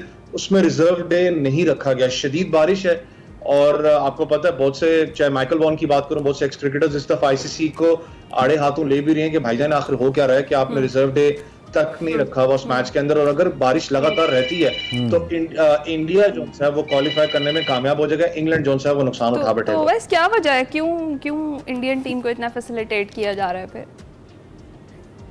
देखिए, ये मामला तो आपको पता है कि आईसीसी के साथ बड़े फाइनेंशियल, चाहे बात करें चाहे दूसरे मामला की बात करूं, तो बड़े मामला उनके साथ जुड़े हुए होते हैं। इंडियन क्रिकेट बोर्ड के साथ रेवेन्यू भी ज्यादा है, मीडिया राइट्स की बात करूं वो भी सबसे ज्यादा है, बहुत सी चीजें। लेकिन जब आप बात करते हैं सिर्फ क्रिकेटिंग नेशन की बात करते हैं, ICC one of the father of all cricketing Nations है, क्योंकि वहीं से सारे डिसीजंस भी आती हैं, सारे मामला हैं, तो उनको कहीं ना कहीं एक अप डायरेक्शन में रहना पड़ेगा। आप हर दफा ऐसे नहीं कर सकते। और अब मैंने कहा ना कि पहले बिग 3 होती थी, फिर बिग 2 वाला भी मामला है, फिर बिग 4 वाला मामला, वो जो पुरानी चीजें चलती रही हैं, बहुत से लोग अब जो बिग नेशंस भी हैं वो भी अब आंखें दिखाने लग पड़े आईसीसी को कि भाई आपको एक ही नेशन नजर आता है क्या, दूसरे नेशंस नजर नहीं आते। रीजन दिया गया क्योंकि जी अगले दिन ट्रैवल करना है फाइनल्स के लिए, तो टाइम स्पैन इतना ज्यादा नहीं है। जब इतना बड़ा सेमीफाइनल हो रहा हो तो अल्लाह के बंदो एक अक्ल होती है, जब एक प्रॉपर एक जो ऊपर बॉडी बैठी है कि हमने रिजर्व डे रखना है, एक रिजर्व डे आप अफगानिस्तान उसके लिए रख ले हो और दूसरे के लिए आप रिजर्व डे नहीं रख रहे, तो ये लिटरली बहुत बहुत गलत मैं कह रहा हूँ कि आईसीसी चल रहा है। और क्या रिपोर्ट्स क्या हैं, दोस्तों वगैरह से बात हुई है, मैच हो पाएगा, क्या खबरें हैं? देखिए, इस वक्त तक तो यही खबर है कि शदीद बारिश लगी हुई है, 70 to 75% अपना बारिश के चांसेस हैं इस वक्त। अगर उस ग्राउंड की सूरत हाल की बात करूं तो थोड़े से कम होते हुए जा रहे हैं चांसेस, अपना 65 तक आई गेस इस वक्त चांसेस आ चुके हैं, लेकिन बारिश शदीद है। जो स्पेल है उसका बीच में मैच के अंदर वो खराब करेगा इसको। आपको पता है कि आईसीसी का एक नया रूल भी निकल आ चुका है कि 10 ओवर्स होना लाजमी है। अगर आप आईसीसी के किसी भी अपना, अगर आप रिजल्ट चाहते हो मैच का, तो 10 ओवर्स लाजमी खेलने होते हैं। अगर 10 ओवर्स नहीं, ठीक है, अच्छा, इंडिया से I would like to talk about this particular match once again, जो अफगानिस्तान का हुआ। चोकर्स हम साउथ अफ्रीका को कहते हैं, लेकिन क्या अफगानिस्तान ने बिल्कुल गिव अप कर दिया एक बड़े मैच का प्रेशर नहीं ले पाए, वजह क्या बनी बुनियादी तौर पे? बहुत इजी हो गए थे कि चलो सेमीफाइनल, क्योंकि एक्सपेक्टेशंस नहीं होंगी डेफिनेटली, जैसे राशिद ने भी कहा कि हमारे लिए बड़ा एजाज है सेमीफाइनल खेलना, तो इजी ले लिया इस मैच को कि हमने यहाँ तक भी पहुंच गए। हमारी बड़ी बुनियादी वजह क्या देखी आपने? या एक्सेप्शनल क्रिकेट थी साउथ अफ्रीका की, वो एक स्ट्रैटेजी के साथ आए थे कि जूनियर टीम है, पहली दफा बड़ा मैच खेल रही है, इनको हमने इस तरीके से गिराना है। What was the reason behind? देखिए, साउथ अफ्रीका की बात करूं तो एक आई गेस ये वर्ल्ड रिकॉर्ड भी शायद हो जाए, मैंने अभी तक इसका स्टडी नहीं किया, कि कंसिस्टेंटली खेलती हुई आई है। आपने देखा सारे मैचेस जीती है, एक भी मैच अभी तक साउथ अफ्रीका हारा नहीं है, कंसिस्टेंटली जीत रहा है। यहाँ पर बड़े क्लोज मार्जिन मैचेस वो लेके गया। एक एक्सपीरियंस भी होता है, एक आपको एज होता है जब बड़े टूर्नामेंट में आप जाओ, इतनी बड़ी स्टेज मैच के ऊपर आप जाओ, तो आपको एक एक्सपीरियंस बड़ा काउंट करता है। बेशक अफगानिस्तान ने कोई भी वो कहे ना कि एक अपना अपसेट था, वो अपसेट नहीं था ऑस्ट्रेलिया के खिलाफ, उन्होंने लड़के जीता है वो मैच, वो आपको नजर भी है। मुझे याद है कि अगर आप इस स्पैन की बात करें ना, 12 से 9 महीने की स्पैन की बात करें, तो इमरान भाई ये वो टीम है जिसने Sri Lanka, England, New Zealand, Australia, Pakistan बड़ी टीमों को हराया अफगानिस्तान से। तो इसका मतलब कि वो अपसेट्स नहीं है, वो प्रॉपर मेहनत करके जीत के ऊपर आए हैं। वैसे अगर अफगानिस्तान ओवरऑल में अगर इस पूरे टूर्नामेंट की बात करूं, टीम जेलअप आपको नजर आए, राशिद खान के कैप्टनसी में एक सबको अपना रोल पता था। लेकिन अगर बैटिंग ऑर्डर की बात करूं तो बहुत ज्यादा रिलक्टेंसी आपके ओपनिंग डिपार्टमेंट में थी। गुरबाज आपको अच्छा स्टार्ट देंगे, जहां पर गुरबाज की विकेट जल्दी गिरी। आपने पूरे ओवर स्कोर कार्ड की बात करें, सिर्फ उमर जई डबल फिगर में गए हैं, बाकी सबके सब सिंगल डिजिट के अंदर गए हैं। उनका मिडिल ऑर्डर वैसे ही परफॉर्म नहीं कर पा रहा था। नबी बहुत अरसे से पाकिस्तान टीम के साथ है, सीनियर कैंपेनर की सीनियरिटी बड़ा मैटर करती है, लेकिन बैट के साथ उनकी age such performance world cup के आपको नजर नहीं है। तो मिडिल ऑर्डर उनका बड़ा अनस्टेबल था एज कंपेयर टू। ठीक है, और जारी बात है, ये सारी वजूहत थी। अच्छा, अब ये जो 3 बड़ी टीमें बाहर हुई हैं, मैं जरा इस पे आपका कमेंट चाहता हूं, इंक्लूडिंग पाकिस्तान में। अभी पाकिस्तान को एक बड़ी टीम ही कहूंगा, we been the champion, we are one of the teams जिन्होंने T20 शुरू किया, तो हम सारे ये क्रेडिट्स तो हैं हमारे पास, कोई ले नहीं सकता है। और हमारे जो बहुत सारे बैटर्स और बॉलर्स हैं वो नंबर 1 पोजीशन पे हैं T20 में, अब भी टॉप 10 के अंदर हैं। तो इन तीनों टीम्स के अंदर आप समझते हैं आपको बहुत बड़ी तब्दीलियां इंक्लूडिंग न्यूजीलैंड एंड ऑस्ट्रेलिया होंगी? क्योंकि मार्च की सूरत में एक नया कैप्टन था ऑस्ट्रेलिया का, जिसका कोई अच्छा तजर्बा नहीं रहा। ऑस्ट्रेलियन अप्रोच वो वाली ऑस्ट्रेलियन अप्रोच नहीं रही, जैसे कि हमने कैचेस को देखा, बहुत ज्यादा कैचेस ड्रॉप किए और उसका फिर नुकसान भी हुआ ऑस्ट्रेलिया को। तो क्या इन तीनों टीम्स के अंदर कोई बड़ी तब्दीलियां आने वाले वक्त में आप देखते हैं या नहीं? बाकी जो ऑस्ट्रेलियन क्रिकेट बोर्ड है या न्यूजीलैंड क्रिकेट बोर्ड है, वो किसी सर्जरी की तरफ नहीं जाएंगे, वो नॉर्मल मेडिसिन से गुजारा कर लेंगे। देखिए, वो इतना मुझे, क्योंकि न्यूजीलैंड की चलें, सबसे पहले न्यूजीलैंड की बात करूं तो आपको पता है कि न्यूजीलैंड ने तो उनको सैक नहीं किया, वो खुद ही अपना केन विलियमसन ने राज अदा किया। उन्होंने कहा जी मैं सेंट्रल कॉन्ट्रैक्ट भी दूंगा वहां पर, क्योंकि एक आप कह सकते हैं कि एक एसोसिएशन है, क्रिकेट एसोसिएशन है जो क्रिकेटर्स को बेसिकली तहफ़्फ़ुज़ देती है, उनके राइट्स के लिए लड़ती है।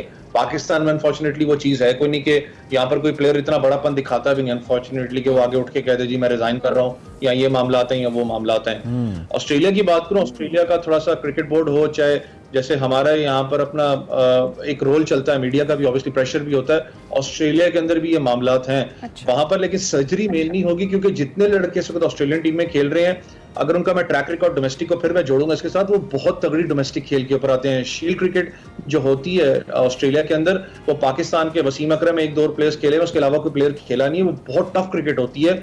उस आपने देखा होगा ज्यादातर लड़के ऑस्ट्रेलिया के जो उनसे जाके डेब्यू भी करते हैं, जाके 28 साल की 30 साल की उम्र में, क्योंकि इतनी एक्सटेंसिव क्रिकेट वो खेल के ऊपर आए होते हैं। मुझे नहीं लगता कि वहां पर कुछ एज सच मेजर सर्जरी होगी, सिवाय 1-2 चेंजेस, क्योंकि डेविड वार्नर चले गए हैं, लेकिन उनकी जगह लेने के लिए 3-4 लड़के और पीछे बैनक्रॉफ्ट वगैरह सारे बैठे हैं जो कंसिस्टेंट परफॉर्म कर रहे हैं। लास्ट क्वेश्चन मेरा, आप वर्ल्ड कप फाइनल में किसको देख रहे हैं और ट्रॉफी उठाता किसको देख रहे हैं? क्विकली जरा।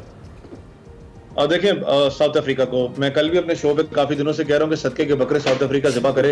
आज मंडी जाए, जाके बकरे ले गया, जो चौकस का टाइगर्स को खत्म करे, ज़िबा करे और फाइनल में जाए। साउथ अफ्रीका डिजर्व करता है। देखें जितनी मेहनत, जितने नाइंसाफी उनके साथ वर्ल्ड कप के अंदर होती है, एक दफा तो डिजर्व करते हैं यार। बिल्कुल ठीक है। चलें, thank you very much Awais, बहुत शुक्रिया। क्रिकेट के ऊपर हम बात कर रहे थे, सैयद अवैस हमारे साथ मौजूद थे। की फुल्की गुफ्तगू, मैच देखते हैं कैसा होता है आज। अल्लाह करे मैच हो जाए, होगा तो फिर पता चलेगा कि कौन आगे वर्ल्ड कप के लिए, फाइनल्स के लिए प्रोसीड करता है। हम एक ब्रेक लेते हैं, ब्रेक के बाद एक बड़े अहम मौजू पे, बड़े क्रिटिकल मौजू पे आपको ज्वाइन करते हैं।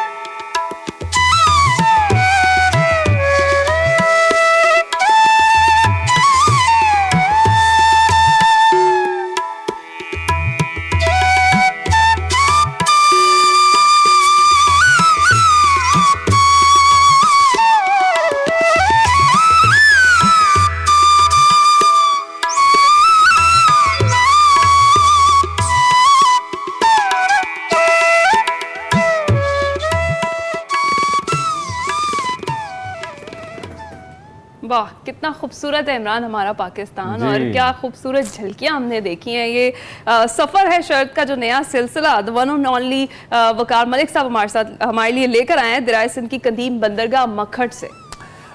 जो लोग सफ़र शर्त के देखने वाले हैं, और एक बड़ी तादाद है हमारे एक्सप्रेसो के देखने वाली जो सफ़र शर्त की फॉलोअर है, जब वो ऐसा कोई मोन्टाज देखते हैं ना तो यकीनी तौर पे वो एक्टिव अलर्ट हो जाता है कि there is something new coming. और वकार भाई का एक खासा ये है कि हमें उन जगहों से मुतारिफ कराते हैं जो उमूमी तौर पे हम सरफे नज़र करते रहते हैं, आसपास होती हैं, हमारे आमने सामने होती हैं, लेकिन हम उनको बारीकी से नहीं देखते, और फिर उनके वो पहलू हमारे सामने इनके कैमरे के ज़रिए आते हैं जिनको हम देख के कहते हैं अच्छा यहाँ पे ये भी है। और मैं भी उन्हीं लोगों में से हूँ जो अभी वरता हैरत में मुब्तला थे मखट को देखने के बाद, चूँकि बहरहाल ये हमारी ज़मीन है, यहाँ पर ये क्यों गए और इनको यहाँ पे ऐसा क्या नज़र आया जिस पे इन्होंने एक पूरी सीरीज़ करने का फैसला किया। ये मोन्टाज हमें बहुत कुछ बता रहा है, लेकिन हम मेनली उन्हीं से खुद पूछ लेते हैं। Thank you very much for joining us. आप कैसे हैं, ठीक ठाक हैं? मैं बिल्कुल ठीक हूँ। मखट क्यों चले गए आप? वहाँ पे ऐसा क्या था जो आपको लगा कि it deserves to be shown to the people in Expresso? जी इस सीरियस टॉपिक की तरफ आने से पहले मैं कल जब ये मोन्टाज बना रहा था तो इसके अंदर मैंने बड़ा सोचा कि ये मखडी हलवा बीच में डालूं या ना डालूं। अच्छा, आपकी नामुकम्मल रहता? नहीं, ये नामुकम्मल जरूर रहता है, लेकिन वो होता है ना कि 18 साल से कम और बच्चे ना देखें। ठीक है। मुझे ये था कि इमरान हसन ये मखडी हलवे की झलक ना देखें, उनकी सेहत के लिए बिल्कुल अच्छा नहीं है। इतनी टेम्पटेशन फिर मैंने कहा नहीं डाल दूं, और फिर तो कोशिश कीजिए जब वो विजुअल्स चल रहे हो तो जब वो हलवा है तो आप इस खत्ते से बेदखल कर दिए जाते हैं अगर ये ना होता, और आप सोशल मीडिया पे लोग पहले ही कहते कि वो कड्डी हलवा की तरह है। हमारी पहचान है। एग्जैक्टली सर, तो बस वो आपके ज़िले में जाना हुआ, और मखट जो है वो पाकिस्तान के उन शहरों में है, उन जगहों में है जो अगर किसी और मुल्क के पास होती हैं, किसी के पास, तो उसने वो बेचना था। अच्छा, वहाँ पे तो कोई ये तस्वुर ही नहीं है ना कि ये कोई टूरिस्ट डेस्टिनेशन हो सकती है। आप सोचिए कि कदीम बंदरगाह जहाँ पे तिजारती एक रास्ता था जो कि सक्खर से लेके, रोड़ी से लेके, और ये सारा कालाबाग और फिर इनके सेंट्रल एशिया के साथ रवाबित तिजारती, यहाँ पे कदीम लाइब्रेरी जिसके अंदर 1200 कदीम मखतूते या कलमी नुस्खे मौजूद हैं जिनके डांडे मिलते हैं फिर अगेन सेंट्रल एशिया और इनसे। इनकी जो कार्विंग है, इनके जो महल हैं, जो क्योंकि लोग फिर छोड़ गए, छोड़ने की वजह ये थी कि 1894 में जब यहाँ रेल आई, ये आपके अटक जंड इंजरा और इससे, तो उसके बाद इसकी अहमियत ख़त्म हो गई, जो कि ये जो तिजारती रास्ता था, बहरी कहना चाहिए, दरियाई जो था। ठीक है। तो उसके बाद फिर आहिस्ता आहिस्ता वहाँ से जो मुतमव्विल लोग थे, अच्छा अभी भी वहाँ पे पुरानी करेंसी, अच्छा लोग इधर उधर से बेच देते हैं ना, मतलब उनको पता नहीं है कि इसकी अहमियत क्या है, वो थोड़ी पैसों में कहीं से कुछ ना कुछ जब निकलता है तो वो बेच देते हैं। अच्छा, ऐसी कीमती चीज़ें जो कि पुराने उस वक्त, एक बंदा मुझे ज़बरदस्ती घर ले गया, मुझे कहता है कि मैं आपको एक सेफ दिखाना चाहता हूँ। अच्छा, वो मैंने सेफ देखा, मैंने ज़िंदगी में इस तरह के नहीं देखे थे, मतलब जो पुराने जो हमने किताबों में तो पढ़ा था, तिजोरी कहा जाता है, जिसे तिजोरी कहा जाता है, तिजोरी कहानियों में तो पढ़ा था, लेकिन इस तरह कि उसके 3-4 दरवाजे थे और फिर उसके अंदर हिडन खाने और तमाम चीजें, और उसकी साइड पे लिखा हुआ है कि ये फलां कारीगर जिसका ताल्लुक गुजरांवाला से है, उसने 1876 में बनाया। अच्छा, वैसी चीजें पड़ी हुई हैं। और इसके अलावा जो सबसे पुरअसरार चीज है जो कि वहाँ पे एक फिल्म मेकर को फैसिनेट कर सकती है कि यहाँ फिल्म बननी चाहिए, वो है कि ये शायद वाहिद गाँव है, वाहिद जगह है जिसकी पूरी गलियां भी छत उनके ऊपर छत थी। अच्छा, आज भी 30% मखड के ऊपर वो जो गलियां हैं वो छत है। अगर आप मुमताज में देखें तो वो जो फास्ट सा आपको देखते हैं, उसमें आपको देखते हैं कि वो सारी, अच्छा वो गली है, वो सारी गलियां हैं, लेकिन उनके ऊपर बाकायदा जिस तरह हमारे छत होते थे पुराने, जिनके ऊपर लकड़ के वो होती थी, बिल्कुल एग्जैक्टली पूरा जो मखड शहर है। इसके अलावा इसकी जो तिलिस्माती, और इसको क्या करनी चाहिए, इंतहाई हैरान कुन बात है, वो ये है कि इसके जो कब्रिस्तान है और आबादी कोई मसला नहीं है। ये बड़ा कहा जाता है मखड के बारे में कि यहाँ आबादी कम और कब्रिस्तान ज्यादा है। कहीं बड़े हैं, बहुत बड़े हैं, यानी और सिर्फ एक नहीं है कि कब्रिस्तान, मुख्तलिफ और जगहों पे आप जाते हैं तो मुख्तलिफ जगहों पे आपको वो पुराने कब्रिस्तान जो उनके आसार नजर आते हैं। यानी आप यूं समझें कि आप कैसा आपको लगेगा कि एक जगह है जहाँ की आबादी से 20 है और कब्रिस्तान जो है उसका स्केल से 1000 है, तो 1020 का कोई स्केल नहीं। इसकी बुनियादी वजह क्या है? क्या उस वक्त की इर्द गिर्द की आबादियां भी यहाँ पे लाके अपने मुर्दे दफनाना लोग दफनाते थे, जो कि मेन इलाका था, बंदरगाह थी, या फिर कोई और वजह थी, लैंडस्केप ऐसा था? इसका देखना, एक तो साइंटिफिक हो सकता है और एक हो सकता है कि एक क्यास पर मबनी जो तारीख होती है। क्यास पर मबनी तारीख में तो हमें बताती है कि वो राजा पोरस और सिकंदर आजम की जंग में कुछ लोग, वो भी उनका बताती है, फिर पांडवों और उनकी जो जंग हुई थी उसके बारे में बताती है, बहुत सारी चीज़ें, यानी इसकी तारीख को आप ले जाते हैं कबल मसीह में मखड। लेकिन इसकी जो साइंटिफिक जो ऑब्जेक्टिव अगर मैं कहूँ तो वो क्योंकि स्टडी हुई नहीं है, कभी वहाँ पे खुदाई नहीं हुई, वो चीज़ें नहीं हुई। एक मंदिर था, जिसमें हम विजुअल्स में देख रहे हैं आप जूता उतार कर एक टेंपल में जा रहे हैं। ये जरूरत exactly, आपको वो मंदिर जूता उतारने की क्यों महसूस हुई मंदिर में? अच्छा, ये बढ़िया है। हालांकि वो बात है। ऑब्वियसली वैसे तो हर जो मजहबी जगह है वो काबिल एहतराम है, चाहे वो किसी मजहब की हो, लेकिन ये तो अबंडेंट है ना, ये तो काबिल इस्तेमाल नहीं है फिलहाल। ना हो। अच्छा, मैं ये बिल्कुल ऐसे है जैसे अगर कोई मस्जिद जो है वो अबंडन हो और काबिल इस्तेमाल ना भी हो तो भी उसका तकद्दुस तो उसी तरह ही है। ठीक। और मैं एग्जैक्टली ये चीज़ नोट की है, पूरे पाकिस्तान के अंदर मंदिर हैं या किसी और मज़हब की जो भी इबादत गाहें, उसके अंदर लोग ऐसे जाते हैं जिस तरह एक बिल्कुल कैजुअल और जूतों के साथ। तो कैसे, मतलब आपको कैसा लगेगा जब आपकी कोई मजहबी, आपकी कोई भी बुरा लगेगा। हाँ लगेगा। तो वो चाहे वहाँ पे पत्थर है, नीचे चाहे वो ज़ेर इस्तेमाल है या नहीं है, आपको जूते तो मुकद्दस रही है। तकद्दुस नहीं। मंदिर इमरान ऐसी खूबसूरत जगह, इतना खूबसूरत कि उसके ऊपर अभी तक वो जो मूर्तें हैं या उसको क्या शबी, वो तमाम की तमाम उसी तरह वो मौजूद कार्व जो अच्छा। अंदर हाँ, होती वो है। बाकायदा कलर्स के साथ अच्छा, ना, इतने ओके। खूबसूरत। संस्कृत के साथ जो लैंग्वेज के साथ ऊपर जो कुछ लिखा हुआ है बिल्कुल इंटैक्ट है, अच्छा, सब कुछ ऐसी है। और उसकी वजह शायद ये है कि कुछ हिंदू कुछ खानदान शायद रह गए थे माइग्रेशन से, ठीक है, वक्त के वक्त, तो वो काफ़ी असर उन्होंने शायद इसका देखभाल की, उसके बाद वो भी चले गए। तो अब आप सोचिए कि मखड़ जो है वो एक तो दरियाए सिंध का ऐसा खूबसूरत मंजर मैंने नहीं देखा, वाह, कि बंदरगाह है कोई तकरीबन अटक गैजेटर के मुताबिक यहाँ पे कोई 50 के करीब किश्तियाँ या बड़े जो किश्तियाँ थी वो यहाँ पे होती थी, लंगर अंदाज हुआ करती थी। तो ये बंदरगाह है, तो ये डेप्थ है, यानी इसका कोई साहिल नहीं है, उस तरीके से नहीं है कि एक रेत होती है। जबरदस्त। तो मुझे बताइए कितनी एपिसोड्स इस में हमें देखने होपफुली हम करेंगे, कोशिश करेंगे कि इसकी मखड़ को कवर करना जरा मुश्किल है, क्योंकि उसकी बहुत सारे एस्पेक्ट्स हैं। डेफिनेटली पूरी कोशिश हुकूमती सर, आपका फेवरेट सवाल भी कर लो ना, हुकूमती सरपरस्ती देखी आपने इन इतनी कीमती असासों की तरफ, तारीखी वर्षों की जाने, कोई तवज्जो देखी आपने इस हेरिटेज की तरफ?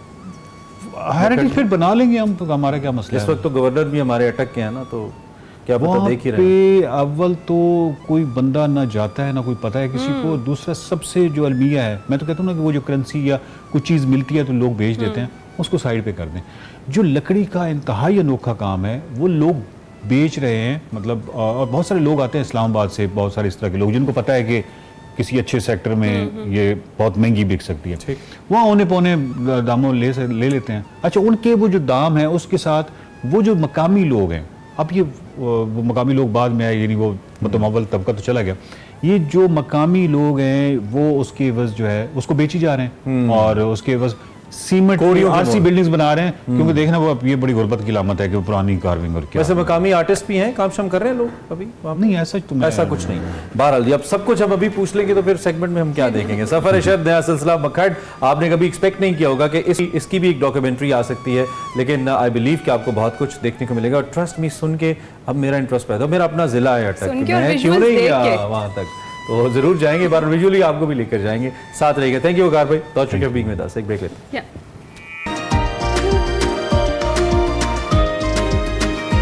Welcome back to Expresso. हम चूंकि ऑफ एंड ऑन आपकी मुलाकात ऐसी शख्सियात से भी करवाते रहते हैं जो मुख्तलिफ फील्ड्स के अंदर अपना नाम बना रहे हैं, पाकिस्तान का नाम भी रोशन कर रहे हैं, पाकिस्तान को भी हेल्प कर रहे हैं to be known as a country, जिसमें फ़नून लतीफ़ा से मुतालिक लोगों को भी प्रमोट किया जाता है। हमारे साथ इस वक्त एक एक्ट्रेस मॉडल मौजूद हैं जिन्होंने, जो कि मिस पाकिस्तान का टाइटल भी रखती हैं, उसके अलावा बॉलीवुड फिल्म्स के अंदर काम कर चुकी हैं, टेलीविज़न कमर्शल्स कर चुकी हैं, और इंटरनेशनल मार्केट के अंदर मौजूद हैं और अच्छी रिप्रेजेंटेशन रखती हैं। हमें मौका मिला तो हमने कहा उन्हें ज़रा मेहमान बनाते हैं, तो उनसे पूछते हैं कि उनका अब तक का ये काम, उनका एक्सपोजर कैसा रहा और ये कैसे हेल्प कर सकता है उन लोगों को जो पाकिस्तान में काम कर रहे हैं, they want an international exposure. हमारे साथ इस वक्त शफीना शाह मौजूद हैं, और एक और इनका अच्छा खासा जो मुझे पता चला वो ये है कि ये बच्चों की फलाह के लिए भी काम कर रही हैं, सोशल वर्क भी कर रही हैं बच्चों के लिए। सो ये भी एक बड़ा अच्छा टाइटल है जो उनकी प्रोफाइल से जुड़ा हुआ है। So Shafina is right now with us live, उनसे हम बात करते हैं। अस्सलाम वालेकुम शफीना।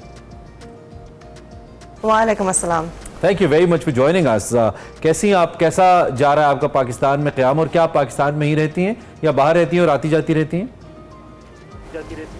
तो एक्चुअली मैं यूके में रहती हूँ मेरी अम्मी और भाई के साथ, एंड एक्चुअली मैं पाकिस्तान को बहुत पसंद करती हूँ। एक्चुअली दिस इज एक 1.5 years में 5 दफ़ा यहाँ आई हूँ। अच्छा। इस टाइम 3 हफ्ते के लिए। हाँ, अभी मैं इस्लामाबाद में हूँ, मेरे फैमिली भी है यहाँ और फ्रेंड्स भी है।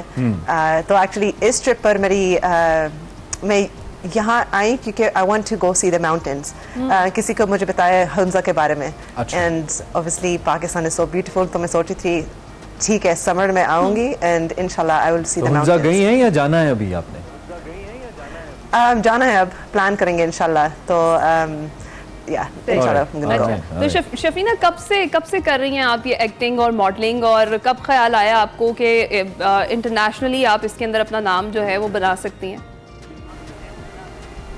तो एक्चुअली जब मैं छोटी थी मैं बहुत शाई थी, तो मेरी नानी उन्होंने कहा अब ड्रामा क्लासेस शुरू करो। उस टाइम में 12 साल थी। उससे पहले एक्चुअली मैं थोड़ा सा काम किया क्योंकि मेरा पापा एक्टर था, मेरे अम्मी एक्टिंग में काम करती थी यूके में। तो 12 साल मैंने शुरू किया ड्रामा क्लासेस। वहाँ से मैंने आई रियलाइज मुझे एक्टिंग को बहुत पसंद करती हूँ और I can do it too. तो वहाँ से मैंने शुरू किया एक्टिंग, मॉडलिंग, डांसिंग मैंने भी किया। एक कोरियोग्राफर फ्रॉम बॉलीवुड मैंने उनके साथ काम किया, शोज भी किया काफ़ी। लेकिन स्टडीज़ मैंने पूरी भी किया, न्यूट्रिशन, हेल्थ एंड लाइफस्टाइल्स। लेकिन इसके साथ में मैंने acting, I have always been doing acting and modelling UK में। एंड एक्चुअली मौका मिली फॉर द मूवी एनिमल, वो बॉलीवुड है, अल्हम्दुलिल्लाह वो वायरल बन गई। लेकिन काफ़ी सालों के लिए मैंने I been doing all this work, and मैं बहुत पसंद करती हूँ। ये मेरी पैशन है और मेरी काम भी है अल्हम्दुलिल्लाह। That's great. तो how did you make it to Shahrukh Khan?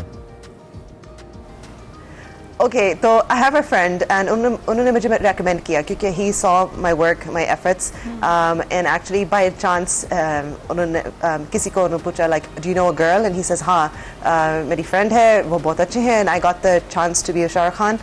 Alhamdulillah, that is like a dream ना। Alhamdulillah, so that was by chance, and it happens through networking. जो आप कर रही हूँ लाइक हर रोज हर दिन आप यू नो आप मैनिफेस्ट भी कर सकते हैं, तो and you believe in yourself, then इंशाल्लाह यू गेट द अपॉर्चुनिटीज। बिल्कुल ऐसा ही है। अच्छा शफीना, एनिमल मूवी का आपने जिक्र किया, उसके बाद काफ़ी वायरल हुआ आपका काम भी, और बताइएगा उसकी ऑफर कैसे हुई? तो एक्चुअली मेरे पास एजेंट्स है यूके में, हमारे पास एजेंट्स हैं, एंड मैंने उनके साथ काम किया पहले। तो जब वो मौका मिली, एक्चुअली मैं पाकिस्तान में थी लास्ट फरवरी, एंड एक मैसेज आई, शफीना एक रोल है आपके लिए, आप इंटरेस्टेड हो? एंड एक्चुअली वो रोल वाइफ नंबर 3 के लिए था, एंड वो रोल मुझे कंफर्टेबल नहीं थी, लेकिन मैं सिर्फ हाँ कहती हूँ, हाँ मैं अवेलेबल हूँ। तो उन्होंने कहा ठीक है, सेल्फ टेप एक ऑडिशन आप घर से कर सकते हैं ना, क्योंकि मैं पाकिस्तान में थी उस वक्त। तो मैंने एक वीडियो भेज दिया उनके लिए, तो they said ये ठीक है चलो you gonna get the role, लेकिन एक्चुअली हमने चेंज किया हमारी माइंड और अब वाइफ 2 बन जाऊंगी। तो वो better like that was better, come controversial सा वायरल था। 3 के लिए। अच्छा, डोंट यू थिंक कि अगर आप अपने, जारी बात है आप अपना कर रही हैं बहुत अरसे से काम, लेकिन अभी you need more time to you know establish yourself as an actress, तो एक कंट्रोवर्शियल कैरेक्टर या ऐसा कैरेक्टर जिसमें लोग, या जो स्टोरी के अंदर थोड़ा क्रिटिकल है उसको करना, आपको नहीं लगता कि आपके आने वाले करियर के लिए मुश्किल कर सकता है, या शायद आपको फिर लोग थोड़ा हेजिटेट करें किसी मेन टाइटल या कैरेक्टर के लिए लेने में? I mean when you made this decision, क्या आपको इन रिपरकशंस का पता था कि ऐसा भी हो सकता? तो एक्चुअली पूरी स्टोरी के बारे में, कहानी के बारे में, मूवी के बारे में मैं नहीं जानती थी। मैं सिर्फ एक रोल को पता था, लाइक इस छोटा सा रोल यू नो, एंड मैं सिर्फ हाँ कर दिया क्योंकि अपॉर्चुनिटीज आती जाते हैं ना, एंड काफ़ी अपॉर्चुनिटीज मैंने मिस किए पहले, तो मैंने सोची थी I am not gonna miss another opportunity, and it came so easily to me. And जो चीज़ आती है इजीली, तो I think it's a good sign, and I am an actress, and it doesn't matter जो role है, You have to play. लोग हमेशा कुछ लोगों को उसको ऐसे ही देखना चाहिए। आगे क्या है, कुछ और ऐसा है सरप्राइजिंगली जो हमें इसके बाद कुछ और मिले देखने को, वेदर इट्स इन बॉलीवुड और हॉलीवुड और इन पाकिस्तान इंडस्ट्री? जी एक्चुअली 2 दिन से पहले एक मैसेज आई मेरी एजेंट से, and they confirmed me for another Bollywood one, it's another role, that's all I can say. And actually जब मैं वापस जा रही हूँ England, there's a Punjabi movie that I'll be working on, and दूसरी मूवी भी है एक यूके मूवी called Bollywood। और ये जो नया बॉलीवुड का ऑफर है, नई जो ऑफर है, ये किस हवाले से, कुछ बता पाएंगी इस बारे में? क्या प्रोजेक्ट है, किसके साथ है? अभी मैं कुछ नहीं कर सकती। It's a second movie। सही है। तो Shafina, since you are here in Pakistan, यहाँ से आपको काम की ऑफर हुई? Actually, हुई, yeah. There was somebody that messaged me. They said, you know, we like you. आपको हमारे आपके look को बहुत पसंद करती हूँ. लेकिन I just have to have the meetings ना. And depend करते हैं मेरे schedule के बारे में क्योंकि मैं यहाँ सिर्फ 3 हफ्ते के लिए. I have to go back to film and शायद I have to come back to Pakistan inshallah. Yeah, you look beautiful, mashallah, and you should work in Pakistan. We want you to be in Pakistani dramas and in Pakistani films as well. Anything that you like to say, the people who are watching you right now, पहली दफा जिन लोगों ने देखा या वैसे आपको जानते हैं, being an actor, कुछ भी आप कहना चाहें लोगों को?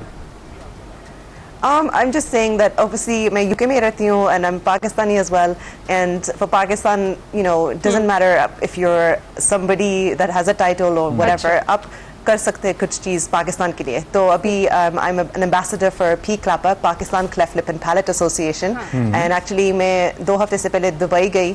I did a skydive for charity. मैं सोची थी I can fundraise money for the children. Wow. जी मैंने किया 1st of June. So the video's on my Instagram. You can check. And inshallah I'm going to continue this charity work. मेरे acting के साथ में I think अच्छी बात है that whatever आपका पैशन है आपके काम भी है then it's good to do something for other people too. और जब भी आप हुंजा जाएं तो आपने वहाँ का एक्सपीरियंस भी ज़रूर शेयर करना है. हमें खुशी इस बात की है कि आप ये सुनकर कि हुंजा या हमारे नॉर्दर्न एरियाज़ बहुत अच्छे हैं, यहाँ पे आप आइए देखने के लिए. मैं आपको अभी से इस बात की श्योरिटी दे रहा हूँ कि आप बहुत ज़्यादा एंजॉय करने वाली हैं और बहुत अच्छी मेमोरीज आपकी वहाँ पे बनने वाली हैं इंशाल्लाह. तो Shafina, it's really great to have you. हमारी बेस्ट विशेस आपके काम के साथ हैं, आपकी लाइफ के साथ हैं. बहुत अच्छा करें पाकिस्तान के और पाकिस्तान का नाम करें अपनी एक्टिंग से, अपने काम से. हमारे साथ शफीना शाह मौजूद थी. आलमी सतह पर पाकिस्तान को रिप्रेजेंट कर चुकी हैं, बॉलीवुड के अंदर काम कर चुकी हैं और मज़ीद उनके पास ऑफर्स मौजूद हैं आने वाले वक्त के लिए. नेगोशिएशंस मौजूद हैं इनफैक्ट जिसमें वो हमें नजर आएंगे. So it's great to talk to Shafina. Exactly. Expresso में वक्त हुआ एक ब्रेक का.